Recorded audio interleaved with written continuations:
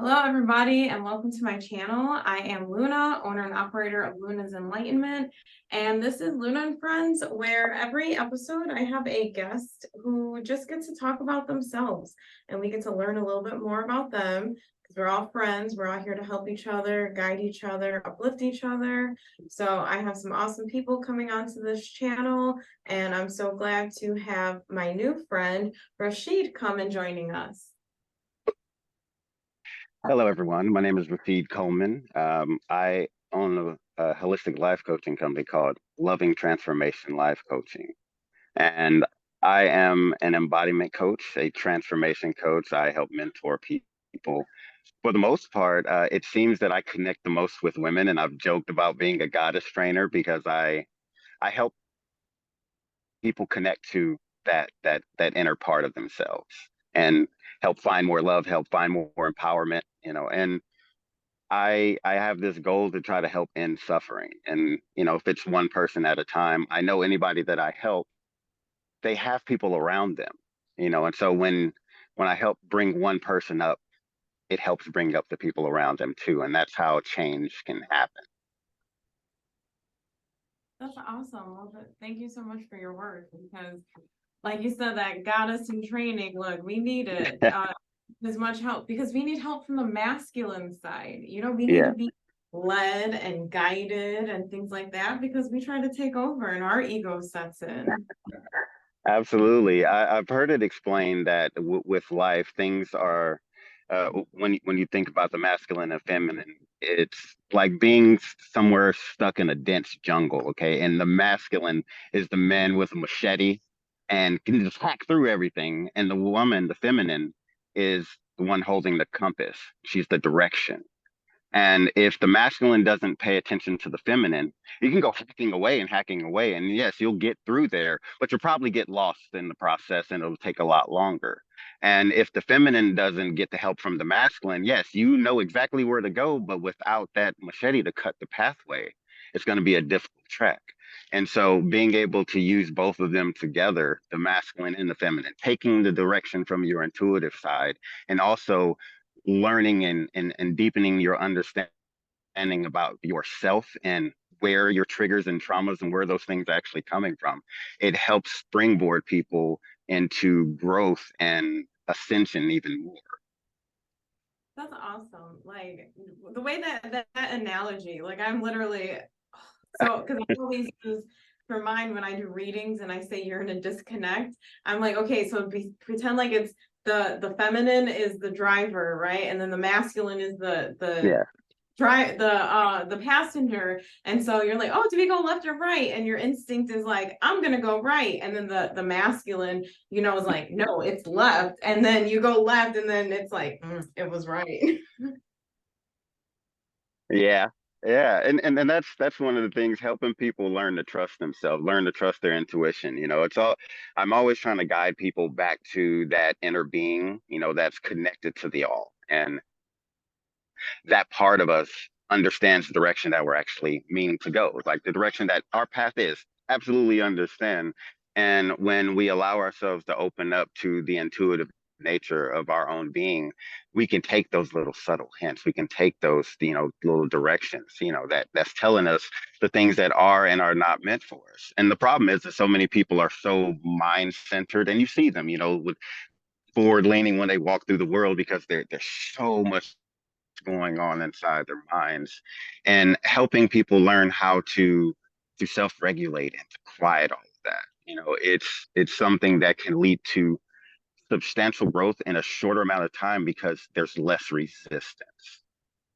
Definitely. So you went under what you call spiritual awakening, correct? Yes, definitely did. So So that the the the the original portion of it started from a very, very painful experience. And that was back in 2017. I discovered that my wife had been having an affair. And that entire year was this long, continuous dark night because my entire world got rocked. And um, there was a lot of denial, on my wife's part, and there was so much anger and so much pain just going on myself that one, I ended up causing myself to have an autoimmune disorder, during that time. And my body was just attacking itself because I was attacking myself, for just feeling the ways that I did and blaming myself for things.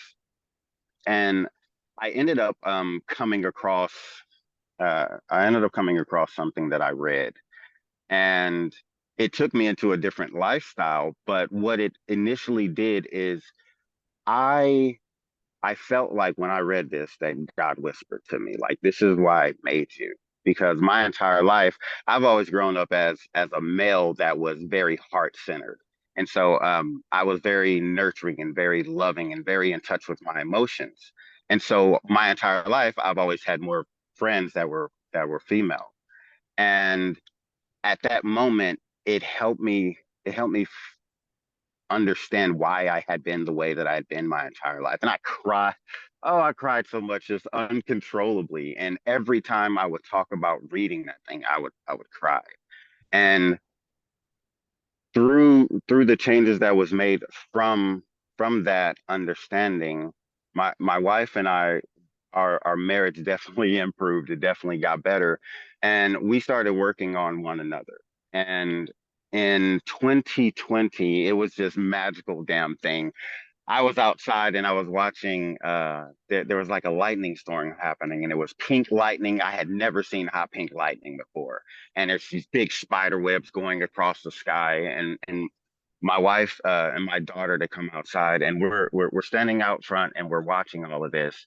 And it starts to rain. And I could see that my wife is having an experience in this rain. So, I want to give her space. Like, I'm gonna give her space because I know,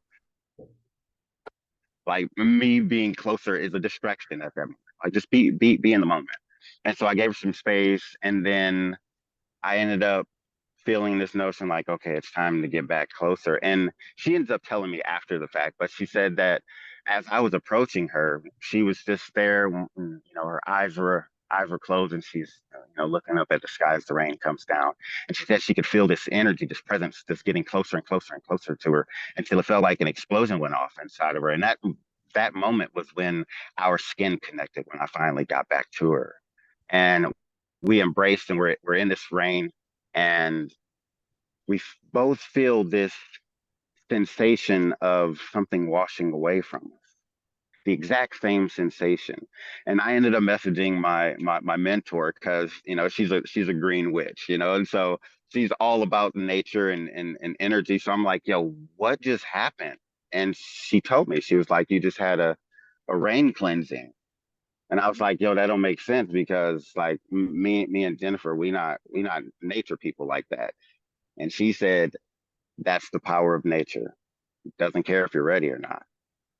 Right. And from that point on, I started really looking into energies, and every time something would happen with my wife and I that was new, we had like energy exchanges, and seeing these colors and whatnot.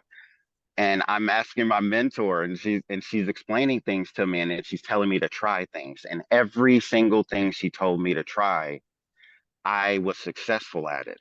And that fueled this desire to learn more. And then I found a book called The Way of Mastery, by the Shante Christo Foundation. And it's a channeled work. And it's someone that channeled Yeshua back in like 96 and 97. And it's the teachings of Yeshua from when he was in the Essenes. And so it goes through these 32 lessons that it takes you through. And that put a rocket on my back. And I wasn't sure what to believe at that point in time. And I was like, I don't know if this is like really like Jesus. That's this thing. But what I do know is that it feels true to me. And it created this change inside of me, and the way that I looked at myself, and the way that I spoke, and the way that I stood, and the way that I treated other people and talked to other people. And I was like, it, it doesn't matter. It doesn't matter if it's him or not. It's the message behind it. And that's what I followed. And the more that I followed it, the more my life improved. And the more I felt this deep love for more and more things, but especially myself. And when that happened, when I started really working on myself, I started noticing all of the changes. And then I started working with my wife. And then I started working with my family. And then I started working with my friends. And I kept seeing people just having dramatic changes in their outlooks on their life and the way that their life was going, to the point that I was like, okay, I got something here. Like I got something here. I can do this. And I decided that I wanted to help other people get out of those dark places. Because after that affair, man, I was suicidal. And so to go from that to the point that I'm like every single day is amazing. Like I want people to be able to have their own versions of that kind of journey, and to be a part of that is an honor to me. Definitely. So like one of the things, like us as the in the spiritual community, I too went under a spiritual awakening, but I, however, call it a holistic transformation Yeah, because it changes your body, mind, and spirit. absolutely. It's like, I think everyone's journey is individualized, and we may Mhm. go through certain things, and it may be familiar to other people, but what you see and what you experience, that's like basically your wake up calls to your higher self to get you to So, plan that you want, the life that you choose. And it's all about you and putting in your work and your endurance and building your stamina and sticking to your yeah, values. absolutely. We all have chosen different catalysts that we were going to encounter in these lives to help propel us forward. Things that we have to overcome because the soul lives for challenges. Now, we didn't come here to suffer. We didn't come here to struggle. We came here to have challenges, though. And it's the when we start to really focus on the things that we experience as pain, and then this is the world of wounds. Nobody comes to planet Earth to not have a wound get applied. Like that's why we come here. But it's when people start focusing and getting stuck on those wounds, those old pains. That's where the suffering comes from. Exactly. So, us as humans, what we experience, there's three major core wounds. It's Yes. abandonment, lack, and fear. And those are the Yeah. three things that are literally embedded in us. And the way that like I kind of see it is our our mental status, a lot of like what I call the ADHD brain, like signs of bipolar, all of those like psychological disorders and diagnosis. The way that I see it is those are what you have to overcome in your life in order for you to be great. So are you either going to let it define you and take over you, or are you going to conquer it and you're going to learn the tools and the task to reverse that yourself and to push through and to make your life the way that you want to be, which is free, not being held, not being tied by anyone. Yes. The freedom. Freedom is the one thing that people want more than anything, but they see freedom in things that are external, and they don't recognize that like all of these things that you're asking for, like it just boils down to you want to be free because as a eternal immortal spirit, freedom, and you want to be able to experience that in the grandest and most pure way while you're embodied, and that can look any kind of way. And one of the most beautiful things that my wife and I have been experiencing lately is that as we've continued to ascend and our awareness expand, and we started, you know, reflecting on just how our lives have been and how situations have been. And we recognize that throughout our life, we created scenarios for ourselves where we had freedom. Like even when we were in the military together, like the jobs that we did and the careers that we chose after the fact, they all gave us the ability to freely roam and freely do things on our own time. We always put freedom in our journey through this whole thing. We never realized it. We were thinking we were trapped this whole time. But looking back, it's like, no, as the creators of our lives, we absolutely did that. And just like, yo, good job, guys. It's like, And that's the thing, is to allow people to see exactly what role they have played in their own story. Because so many people believe that they are just basically secondary characters in the story of their life. And it's like, nope, nope, you're the writer, you're the director, the producer, the casting director, like it's all you. And even though people's egos don't want to accept that, because ego doesn't accept accountability for anything. But once you're able to own all of your shit, whether the positive, negative, whatever it is, and once you're able to own all of it, then you finally can have control. You finally can do something about it. Because if it's outside of you, well, what can you do about that? But if you know it all starts with you, that's when you make the changes. Exactly. Like, it's like you get stuck in these situations and these simulations and these cycles. Hmm. And so it's like, Yeah. okay, now figure it out. And one of the biggest things, and I even had started mentioning this to people, is being in that victim mentality. Like, oh, this person hurt me, or what did I say? That people are using me. So I say switch Yeah. it, and then you embody it. People aren't using you, people utilize you for your value. And if that's there, it's undervaluing you, then that's not for you. That helps you with your confidence, that helps you with knowing your worth. So you change it, because the more that you stay in that victim type role, that's what you're going to continue to live by in that. So in order to grow and to progress, you embody that, and it's like full power.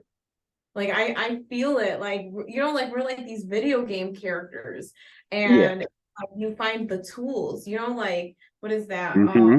Call of Duty or something. You gotta go, like you got these missions, and you gotta go and collect all your tools and all of that stuff. Knowledge, meeting Yeah. people, looking, learning how to communicate. All of these extra things that we have, all of the modalities. My one of my favorite teachers is Bashar, and Bashar talks about, he calls them permission slips. Whatever it is that you need to use to be your truest self, to actually be your most divine self, whatever it is. It doesn't matter what the modality is, what the religion is, what the type of spiritual practice is. Whatever it is to get you to be your truest self, use it. That is what is going to work for you. And don't allow yourself to get caught up in what other beings are doing, because they're not you. Source never recreates the same code more than once. You're one of one. So what is for you doesn't have to be for everybody else, and what's for everybody else doesn't have to be for you, and that's okay.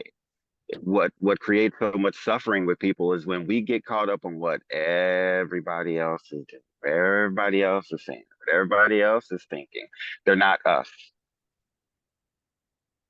Exactly. Like it's I also tell individuals, because I do readings. So what I tell them is, focus all of that on you, like your mind. Don't put your mind in Yeah. other people's world. Don't put your mind in the situation. Bring it back and really just focus in on what you are doing, what your tasks are, and to complete your task right then and there. Like literally, instead of having like, oh, I have to do 500 things. No, what do you have to Oh, do? Whatever is right priority. now. Exactly. Oh, like I tell people, look, what's going on in somebody else's head is none of your damn business. Stop, get out of people's heads. Worry about yourself. Right. Okay. I was like, that's me, like the 11th commandment right there. Worry about yourself. Like we have to stay in our lanes. Our lanes are made for us. Our lanes are beautiful. Our lanes are perfect for us. But when we jump in somebody else's lane, we got a problem with it. Well, that's not your lane. Like that's why you have a problem with it. And when you recognize that no one's going to be you, you can't expect people to be you. You can't expect people to see things the same way as you, to believe the same way as you. Don't get angry just because somebody doesn't agree with your thoughts. Their thoughts. That's what it is. And when we believe that we are our thoughts, because that's the ego. The ego believes that I am the mind, I am the body. And so the egos be like, I'm my thoughts, I am my beliefs. How dare you? How dare you question my beliefs? How dare you disrespect my thoughts? So what? They don't have to agree. And just because someone is being unloving to you, that does not mean that you have to be unloving back. That is a reflection on where they are in their own journey. Everybody sees the world, from whatever level of consciousness that they possess. If someone is in a very low place, then that's where they're going to see things from. That's where they're going to react from. That is where they're going to be coming from at all times. And to expect somebody to be something that they are not is just looking for disappointment. Yeah, And exactly. so many people do that. So one of the things that I also do say is to myself, it more is, say if I like see someone, or like they, where their demeanor may come off as, whatever, or like I'll have a feeling of like they don't like me, or they're mad at me, or whatever the case may be, right? So what I do instead is just, okay, let them live their life. Like I literally like tell Yeah. myself different affirmations. They can feel how they want to feel, because guess what? When I feel that way, I may walk past someone, or I may Yeah. neglect things. So if they're neglecting me in some type of way, okay, it's fine. Let them live their life. When they're ready, they'll come back Yeah. to me. When we're ready, we'll come back to each other, friends, all of that, even activities, just don't take it too hard, and just move forward from it. Don't let it like sit in you. So one thing that I want to ask is, what advice would you give anyone right now, from where you are, to someone who is newly beginning a spiritual awakening? Okay. So this is the first thing that I teach every single person I ever try to help. And I call it the three steps. It is how to get into mind and heart coherence. Okay, because it's about self-regulation. Because having emotional intelligence and self-regulation puts you back in control of your being.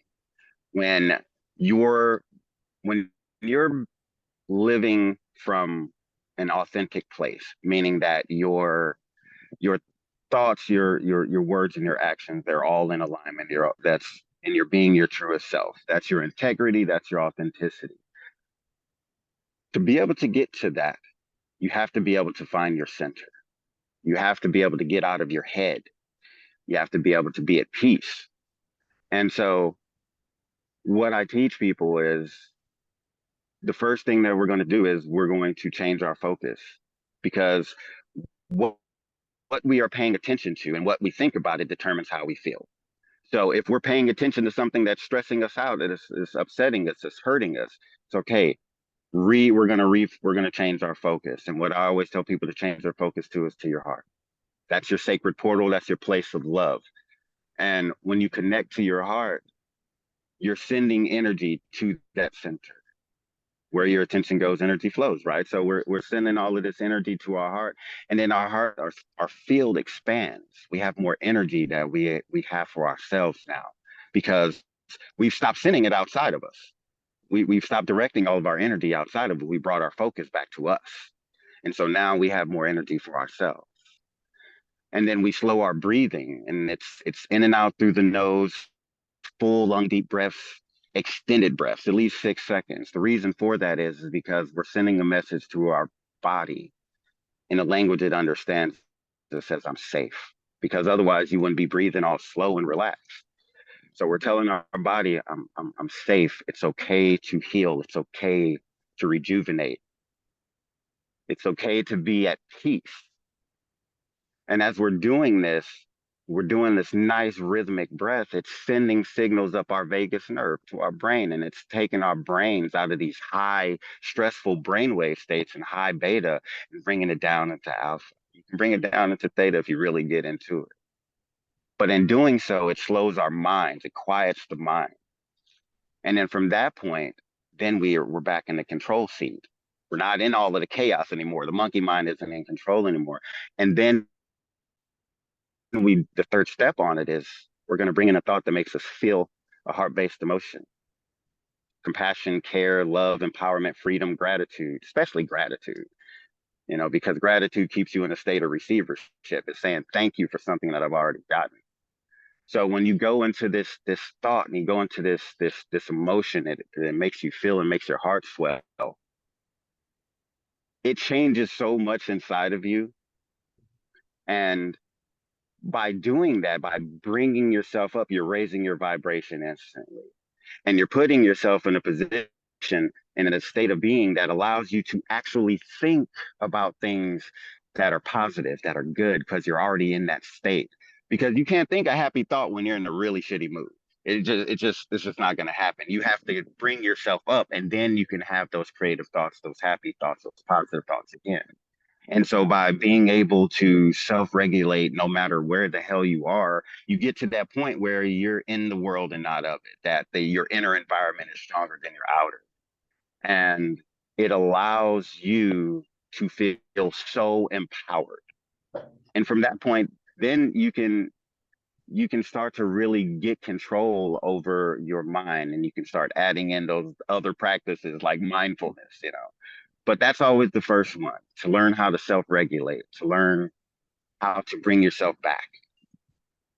Definitely. So I completely agree with you. One of the things that I would definitely recommend is don't put too much on you, because with the biological stand of it, when you are in these stressful environments, your body produces more cortisol, which that raises all of these fluids in your body and Yeah, chemicals. It throws your organs out of whack. It throws your brain out of whack. So you're just putting yourself through these stressful situations, and then your yeah, body needs to release that. And if you're not yeah, releasing it, and instead just building it and building it, you're gonna crash, and it's gonna take you days. It's like literally if you go out and you go drinking and then you have a hangover. It's literally what that is. yeah, Like, body has to recuperate and recover yeah, from these stressful situations that you're in. yeah. That old saying that thoughts are things, like thoughts are energy. So when you got all of these things running through your mind, all of those thoughts that you're using, that's using up energy, and it's just burning you out. Plus, your adrenals are getting worn out by it from just constantly pumping in, you know, epinephrine and you know all of these stress hormones. But the other thing that people don't really understand is that stress hormones are so powerful that that is what is injected to people that are getting organ transplants to allow the body to take the new organ, because stress hormones shut down the immune system so effectively that it allowed the organs to attack to take. And so when we are staying in a stressed environment, when we keeping ourselves stressed, when we creating a stressful environment in ourselves, our immune system is being shut down, which is why stress is the number one killer in the world. Okay, stress is the thing that causes so many health conditions in people. But it also stops the digestive system. Those butterflies that people feel all the time when they get nervous, what that is the blood capillaries in the intestines closing, and the blood is being forced out to the extremities, because when you're in fight or flight, all the blood flow and that energy that's in the blood has to go to the arms. So if you got to fight, you can throw these paws, or to go to your legs. So if you have to run, you can run. But we keep ourselves in stress situation where we can't fight, we can't run, and so we just stay there and we just burn ourselves out. And all of those hormones are all toxic in the body, and we everybody has something that they're addicted to take away the pain and to remove the toxins from their body, whether it's alcohol, whether it's music, whether it's driving, whether it's sex, whether it's drugs, whether it's weed, whatever it is. Everybody uses something to remove the pain. The thing is just find the things that you can remove the pain with that are healthy, that are good for you, that move you in the direction that you're actually trying to go, the things that are more loving to you. And my whole thing about my business is that love is the greatest healing force that there is. I say that love is law, meaning that love, if God is love, and God is all things and it is all things, then love has to be there too. And all we have to do is find the love in every single moment. And that is just on our perspective. And from whatever perspective we look at something, we can find that love, we can receive that love and accept it, and then give it back out to the world around us. And that's what I'm here. Yeah, you are Absolutely right. Well, Rashid, our time is just about up. So Okay. I definitely would love to invite you over to come back again. I enjoyed this Absolutely. very much. So before we go, how can we find you on your social medias? Okay, so I I am on TikTok at Coltrane870. I am also on Instagram at the same handle. My website for the company is www.lovingtransformation369.com. And I am always on Facebook. I'm always on Facebook, and I just post inspirational stuff every single day, and whatever is coming to my mind at that time. And absolutely reach out, connect. Yeah. Yeah, that's what we're all here for. So feel free, reach out to my new friend Rashid. And thank you so much for joining us here. And as always, if you like to follow me, you can find us on at Luna's Enlightenment and Instagram, TikTok, and Facebook. Or you can come to our shop here in Chicago and you can come and purchase one of these lovely skull candles. Or if you want it shipped out, I can ship it out to you within the United States. So, as always, have a beautiful day, and I will catch y'all later. Have a great day.